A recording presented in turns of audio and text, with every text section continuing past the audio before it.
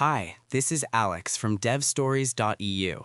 Terraform Fundamentals, Episode 7 of 13. Hardcoding values is fine for a quick test, but what happens when you need to deploy that exact same setup to both a development environment and production? You cannot duplicate and rewrite your code for every new deployment. The mechanism that solves this is parameterizing with input variables. Input variables serve as parameters for a Terraform module. They allow you to customize aspects of your infrastructure without altering the underlying source code. This is the exact step where your code graduates from a proof of concept to a production-ready template. By using variables, you write the configuration once and reuse it everywhere. Before getting into the mechanics, we need to clear up a common confusion. There is a strict difference between declaring a variable and assigning it a value. Declaring a variable simply tells Terraform that a parameter exists and defines its rules. Assigning a value is the act of actually giving it data during a deployment. You declare a variable using a variable block followed by a unique name. Inside this block, you define the expected data type.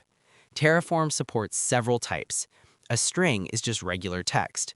A list is an ordered sequence of values, like multiple availability zones.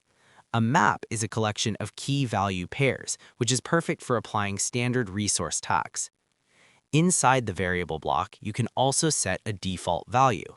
If you provide a default, the variable becomes optional. If the user does not supply a value during deployment, Terraform just uses the default.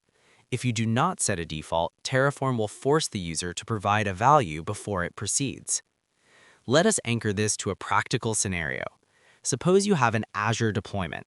Right now, your configuration explicitly requests a small virtual machine size called standard B2s, and it hardcodes an environment tag as dev. To make this reusable, you replace that hard-coded text with a reference. In Terraform, you reference an input variable by typing var dot followed by the variable name.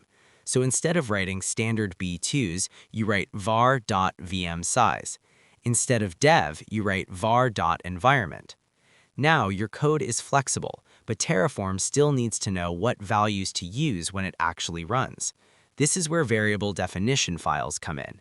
These are files ending in .tfvars. A tfvars file is simply a list of variable names and their corresponding values. For your production deployment, you create a file named prod.tfvars. Inside it, you set the environment variable to prod and the VM size variable to a larger instance like standard D4s. When you run Terraform, you point it to this file. Terraform reads the tfvars file, injects those values into your var.references, and provisions the production environment. Tomorrow, you can point the exact same Terraform code at a dev.tfvars file to spin up a small testing environment. Here is the key insight. Keeping your logic completely separate from your environment-specific data is what makes infrastructure truly repeatable. If you are finding these episodes helpful and want to support the show, you can search for DevStories EU on Patreon. That's all for this one. Thanks for listening and keep building.